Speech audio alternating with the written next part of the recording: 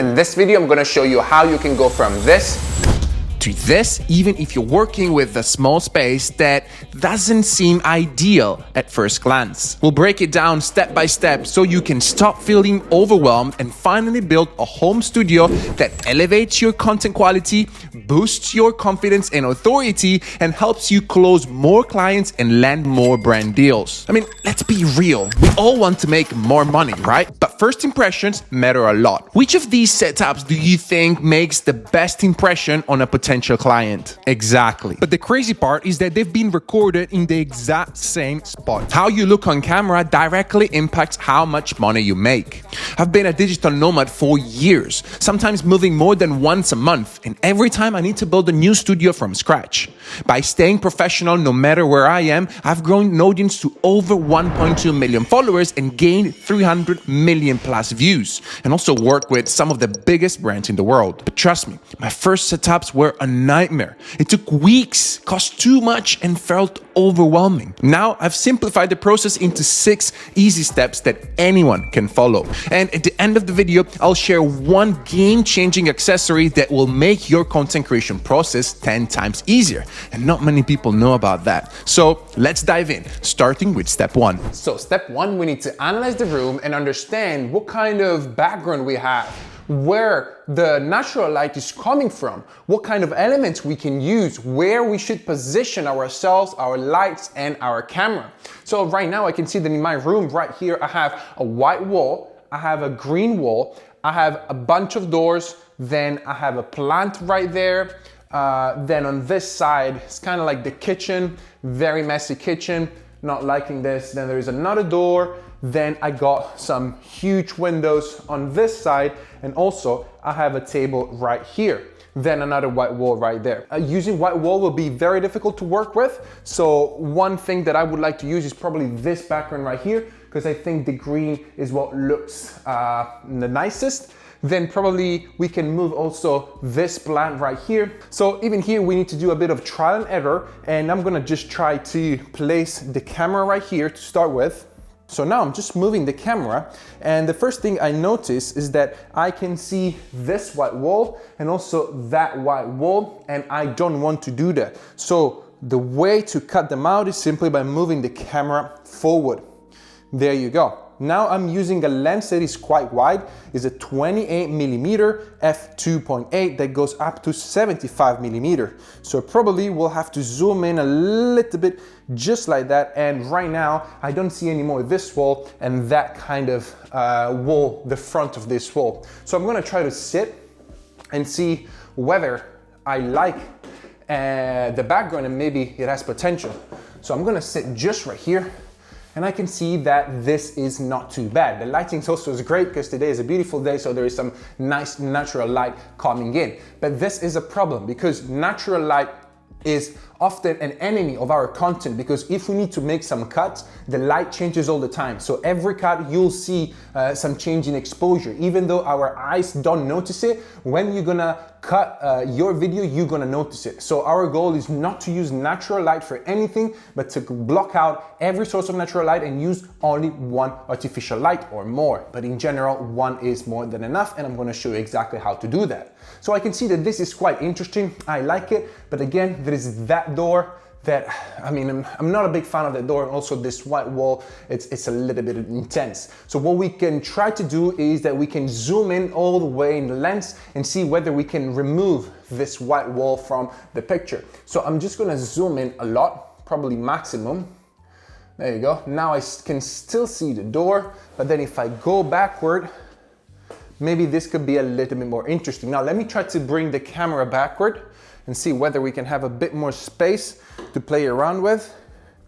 Just like that. Then I'm gonna try to move the camera around and see what's the best angle possible.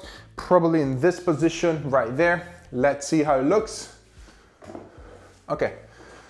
I mean, this is not too bad. There is the door right here. That is still not a big fan of that. Potentially we can try to move that plant right here in front of the door. So let's try to do it and see how it looks. We're gonna move this one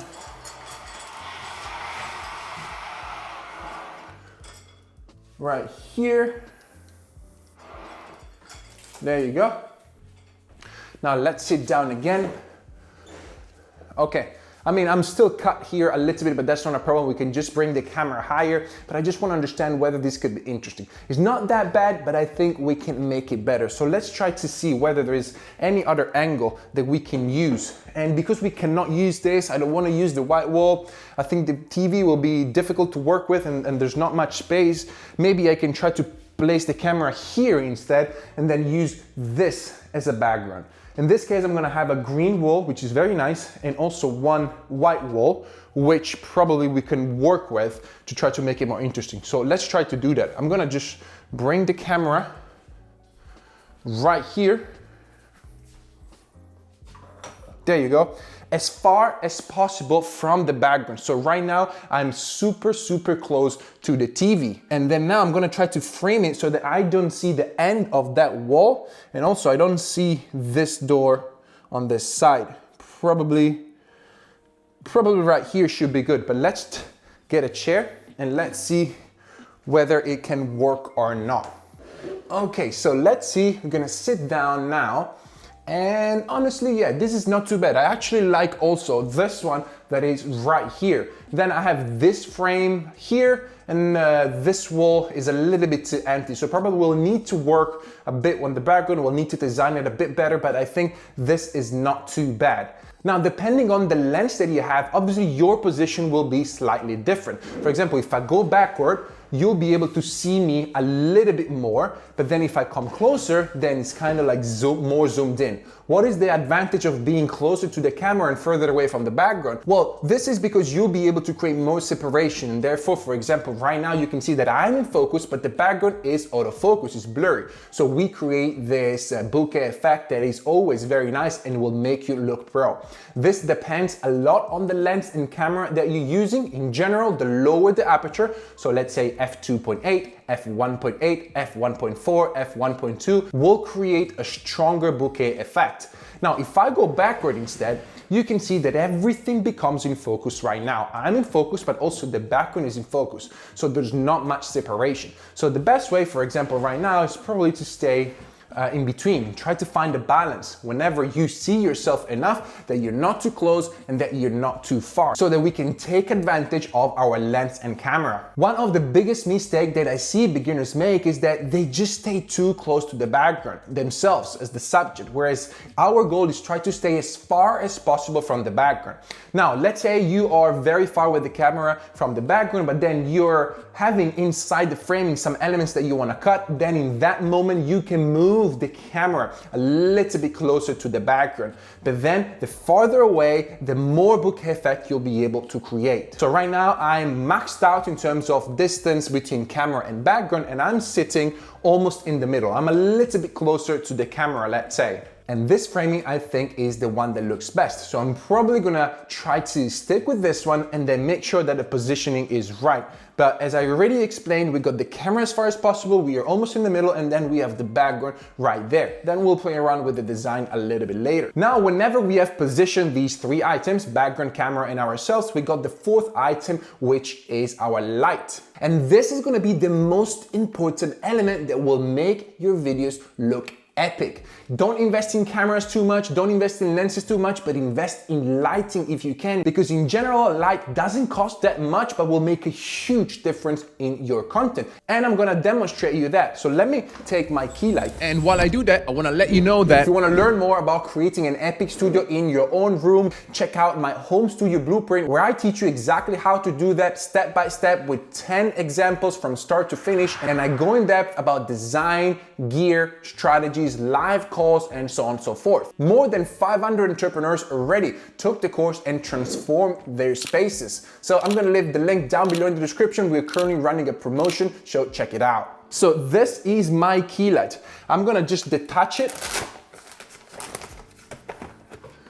and it's composed by the key light itself and a softbox. This is a foldable softbox, has a diameter of 60 centimeters, and it's just amazing because it can be folded and it fits all the time in my luggage. I always travel with this one and this small light. The small light, as you can see, is quite small. This is a Nanlite Forza 60B Mark II, and it goes from 2700 Kelvin to 6600 Kelvin, which means that I can have warm light or cold light. That's the scale of Kelvin. Then I have a cheap tripod that I use to put my light on top, and also there is the adapter.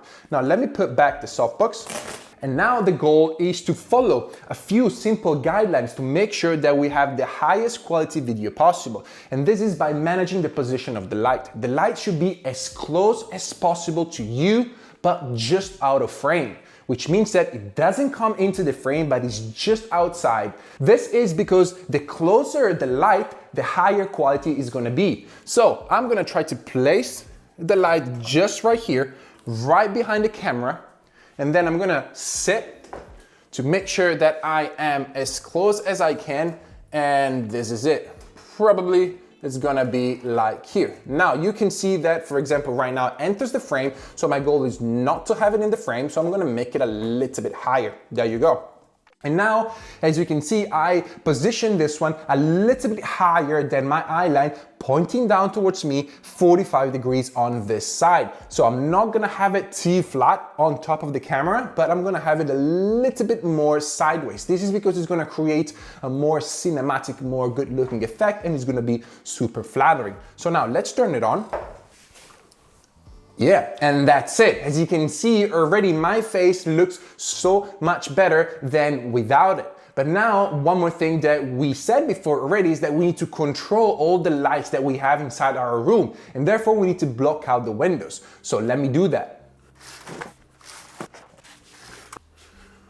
Alright, now we got the room that is almost blacked out and we only have our key light. As I can see now, my key light is a little bit too strong, but this is because my camera settings are not perfect yet. Now, how do we decide the camera settings? Well, consider that whenever we put in manual mode, we have three main settings that we need to take care of. First one is ISO, then we got aperture, and then we got shutter speed. So whenever you put your camera in auto, then the camera will try to understand exactly what are the best settings based on your scenario, but most of the times it doesn't work whenever we need to have our own studio, because the thing is the camera usually will try to calculate these numbers on the overall scene, whereas we need to have these numbers dialed in for our own subject, for our own face, because we want our face and our body to be properly exposed. So we're gonna set the camera to manual mode, and the first thing that we wanna do is try to have the aperture as low as possible, meaning that this depends on the lens that you have. If you have a lens that goes down to 2.8, 1.8, 1.4, then try to have that as an aperture number as a starting point. We can always modify later, but let's start with that. Now my lens goes down to f2.8, so I'm gonna keep 2.8. Now, in order to have a natural motion blur in our videos so that it reflects our eyes whenever we are on a natural environment, we want to keep the shutter speed 1/double your frame rate. In general, everybody uses frame rates that are either 24, 25, or 30. This depends on the country you're in. I'm using currently 25, and I highly suggest you use exactly the same as well. And then we're gonna keep the shutter speed 1/50. If you're using 30 FPS, which means 30 frames per second, then you want to keep the shutter speed at 1/60. Then we have the ISO. Now, because before I was using my camera in a non-controlled environment regarding lighting, I kept my ISO on auto, which means that it would then adapt based on the shutter speed that we have and the aperture to then have an optimal exposure. But now, because I'm in a controlled environment where all the lights are controlled and are fixed, I don't want to have that on auto, but I want to try to have it manual set. So in this case, I'm just gonna change it to, instead of auto, I'm gonna see whether on 100 ISO, my figure, my persona is actually perfectly lit. And I can see that is okay, but I am a little bit dark. If you are a little bit dark, you have two options. Either you bump up the ISO a little bit, and then I can show you right now that all the image is gonna look a little bit brighter. There you go. Now 250, everything is brighter, but maybe it's a little bit too much, so I'm gonna go down to 200. There you go. And this looks perfectly fine on my face. It's not too bright and it's not too dark. Also, what you can do is that you can keep the ISO at 100, but instead you can increase the power of your light. So in this case, obviously, if you have the light that is a little bit more powerful, you can dial it up a little bit, and then you're gonna have the ISO at a lower number, let's say 100. At the moment, my key light is set at 37% exposure, which means that I'm not even half of the power that I can use. But because it's so close to my face, then I don't need it to have it full power. And this is an entry-level light, which means that it's only 60 watt. You can buy a light that is 120, 200, 250, 300, 500, and even higher for cinema productions. Depending on how far your light is and depending on your lens, then you might need to buy a more powerful light. But in all my studios, everywhere I travel, I just use a 60 watt light. And this is amazing because with the softbox, as you can see, it's super flattering, and my face, the shadows on my face look really good. Now we have adjusted the lighting, but one thing that is missing is the white balance. Usually whenever I go around shooting photos or shooting video outdoor, I most likely leave the white balance as auto, which means that it's gonna try to balance the colors that we have, and then the camera will automatically decide the white balance, which means that whether it's gonna make it cold or whether it's gonna make it warm. So if it's 2700 Kelvin, that is very warm, is if it's like 7000 Kelvin, then it's very cold. And now I want to show you the difference. I have set my white balance not as auto, but as daylight. This is because I'm also using my key light as daylight, 5600, 700, or 800 Kelvin. That's the range, but you can keep it at 5700, let's say. Now, if I go into white balance, I can see that I can have an auto, and this is gonna modify it a little bit, and then I can have it into sunny, which makes it a tiny bit warmer compared to the auto one. And then we can have also different setups of white balance. And now you can see how it changes. For example, this one is extremely blue, like a cold blue. Then we have different setups. Or you can also go on K, which means that you'll be able to set it manually. As you can see now, we have it 2500 Kelvin, which means that the camera is trying to balance an ideal outdoor scenario that is actually super warm, and therefore to balance it, then the camera is going to make it extremely like cold. So we have these very cold colors. But then if we move it to 9900, we can see that now it made it extremely warm because it's trying to balance an outdoor scenario of 9900 Kelvin, which is extremely cold. And therefore, that's why it's called white balance. So usually I keep it at 5600 so that it matches exactly the color that we have on the key light, or I just use the daylight, which I like it because it makes it a little bit warm compared to the auto one. But again, never use auto whenever you are shooting indoor, you're doing talking head, you're doing live calls, whatever. Just set it manually to daylight and consider that you're gonna have the key light at 5600. Now the next step is to take care of the background. And here the goal is try to have a balanced image. Nothing that is too overwhelming or that is too boring. We need to try to have it in the middle. Usually what I suggest is that you try to have nothing exactly behind you, behind your head, because this will be weird. Right now we have this frame and then I have these spikes that are coming in behind my neck, and this is not what we want. So the first thing that we need to do is that we need to move the frame away. So either you remove it or you try to find a different position in your framing. And in this case, because I can see that here, probably this one will stay right here because I like the plant, and here we have a speaker is okay. But also on this side it's completely empty. So now the image is not balanced at all. We have this one that is very big, is overpowering, and then on this side is completely empty. So it looks like the image is like pulling on one side, right? So what about we try to put the framing on this side instead? Let's see it. This again is a frame that was already inside the room. So it's not something that I had to buy, but I'm just trying to play around with whatever I have. Then while I'm here, I also want to try to have this one a little bit more far back if I can. Okay, I think this is it. And then I want to make sure to try to cover the door as much as possible, because I know that I can still see the door just in the back, but because we have this plant in the front, then we kind of like, you don't see it that much. So I'm okay with it. then now it looks already so much better because we have a balanced image, but it's a little bit too dark, the background. So we want to try to have a bit more light in the background, and to do so, we can use pocket lights. But before we move to pocket lights, I want to just let you notice that on the frame, I can see that my key light is reflecting, and I want to try to avoid that if possible. And to do so, we just need to find the right angle of the frame. So I'm going to try to move it, see whether we can get rid of it. There you go. Just by moving a little bit the frame, now we got the reflection out of the way. So these are two pocket lights that I bring with me everywhere I go. Once again, this is a tube light, is a non-light power tube 26C, but you can find it also for any other brand. And this is a very small pocket light, non-light little light 5C. These are RGB, meaning that I can choose any color that I want, and I want to use these to then try to illuminate the background. Now, the first thing that I want to do is that this area is a little bit dark. So I want to try to put one light right here, and I'm going to use the power tube. I don't want to have like colors because I like to have a little bit subtle colors and subtle contrast.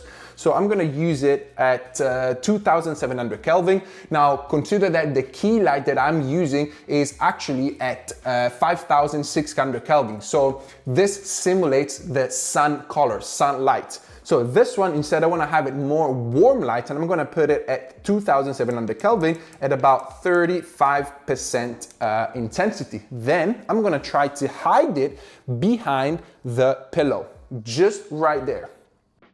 And this looks phenomenal because it illuminates and it gives a bit of a color to the background. And this is something that I really like.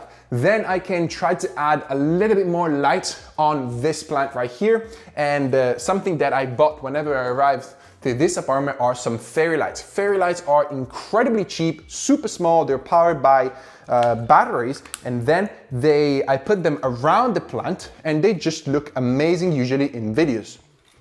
You can have Christmas lights, you can have any sort of other lighting, but I think these are super, super good looking, especially because whenever you have a bouquet effect, it creates an amazing vibe. Look at this. Oh my goodness, I love it. I paid this, I think like €2.50 or something in the home store. They're super cheap and you can get them literally anywhere. Now there's one more thing that I wanna show you, and this is about having another light opposite the key light on the other side to then have this side a little bit less dark. This is called rim light. And in order to create an amazing contrast within my frame, I'm gonna try to have it matching the light that I'm using on the frame. So that is 2700 Kelvin. This one is 5600 Kelvin, so the key light. So I wanna try to have this one matching that one. So 2700 Kelvin. So I'm gonna just turn it on.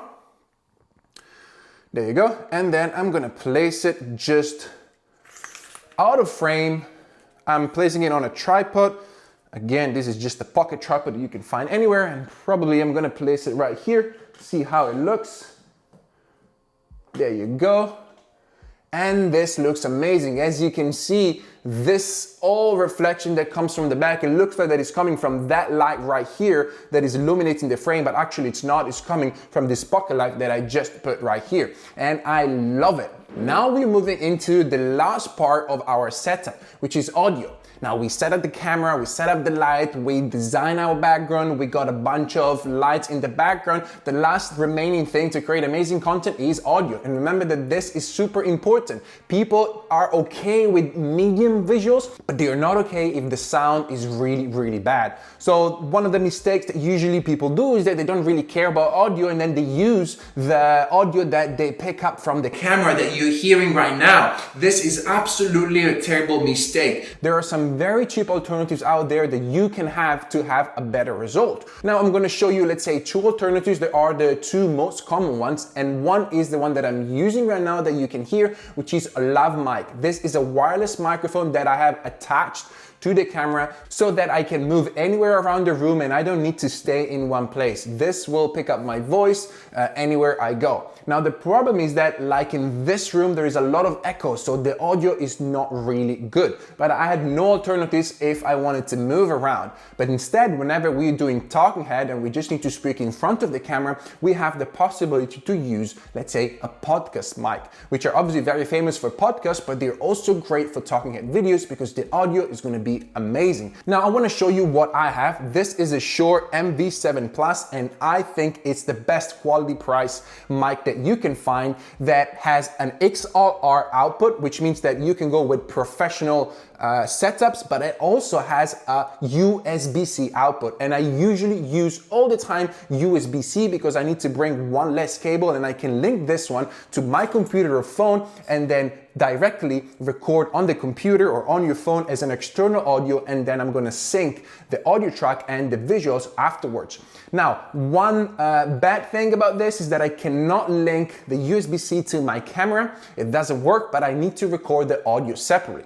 But now I bought also this super cheap, I think I paid probably €4 or like 10 euros, I don't even remember, but I bought it in Bali, so it was super cheap, podcast arm. Then I can plug into any sort of table, or sometimes I always plug it also on the light stand that I have in front of me, or maybe on the camera tripod, and then I can use this mic extremely close to my mouth, and as you're gonna hear in a minute, the audio is gonna be amazing. So I'm just gonna place it right here on the table with its own mount. There you go. And now I can have it extremely close to my mouth. Now, one thing that is important to understand is that the audio quality is directly correlated to the distance that you have on your microphone. A microphone that is medium to low quality will sound much better if you're super close than a microphone that is super expensive but you're very far. So the concept is try to speak as close as possible into your microphone. And now I'm going to show you also the difference. I just need to move this little shelf unit a little bit closer so that the mic is extremely close to me. Then I'm gonna take my phone, I'm gonna plug it into my phone right here, and then I can see from the LED right here that is becoming green, which means that it's active. Then I'm gonna go into voice memo, and then I'm gonna start recording.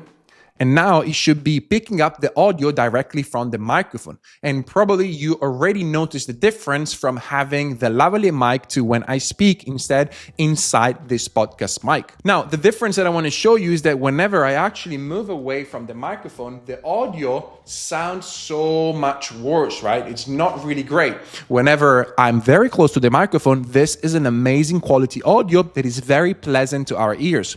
So this is why it's super important to have the audio, to have the microphone as close as possible to your mouth. This will bring your content and calls to the next level. But there is a problem. What if you want to create content but you're very slow because you need to memorize all the lines in the script, and then the video is so long and you just can't really memorize it and be natural while speaking to camera? Well, there is another accessory that is actually an incredible game changer that's going to make your content creation process so much faster. And this is a teleprompter. Oh, there you go.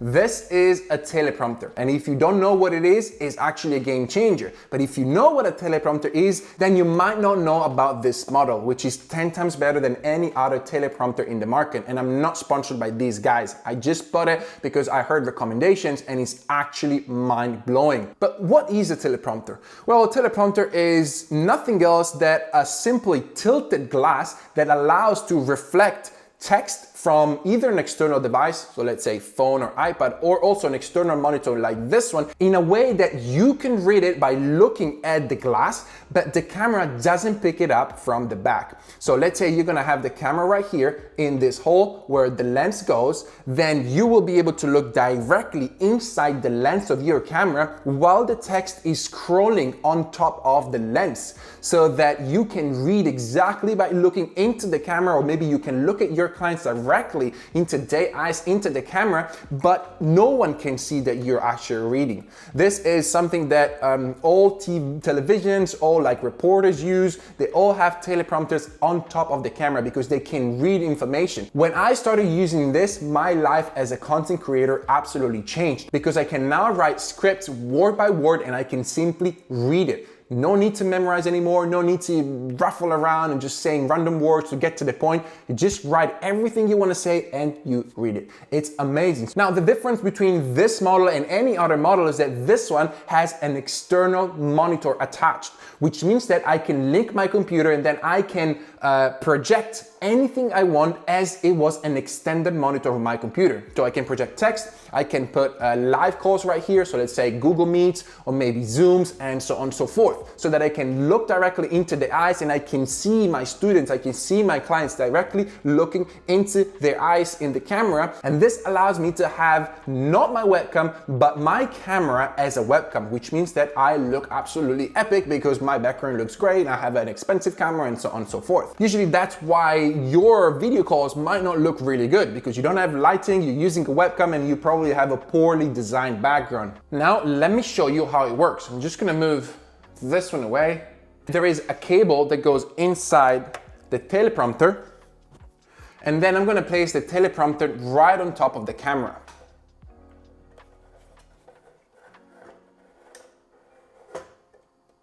Then what I need to do is that I need to link that cable to my computer. So at the moment, I just have my computer on my laps, but if you have a table in front of you, that would be best. Then I linked the teleprompter to my computer, so now it's powered on. And then from here, you don't see it, but I'm looking directly into my computer like it was a webcam. So let's say I wanted to open a Google Meet and then I link my camera to my computer. I can use my camera as a webcam instead, and then I'm looking directly into my clients or my students' eyes, and this is amazing. And then the game changer part is that again, I can place any script that I want, and then now I can play it. And then as you can see, the text just starts going down and I can look directly into the camera and read. You don't see it. Now, with Cam A, you don't see it, but with Cam B right now, you actually see everything, right? You can see that there is text that is scrolling, and this is super, super cool. So I can literally write word by word, whatever I want, and then I can read it looking directly into the camera, so I don't need to memorize anything anymore. Now, if all of this might sound overwhelming and you can be bothered to do it, we can design your own studio. My team and I can do everything for you, all the hard work, and you'll just have to press record. If you're interested in the done for you service, just get in touch, and then we can organize a discovery call to see whether we can work together or not. And then in case you want to see another transformation in even a smaller room, definitely check out this video because you're going to enjoy it. All right, I'll see you here.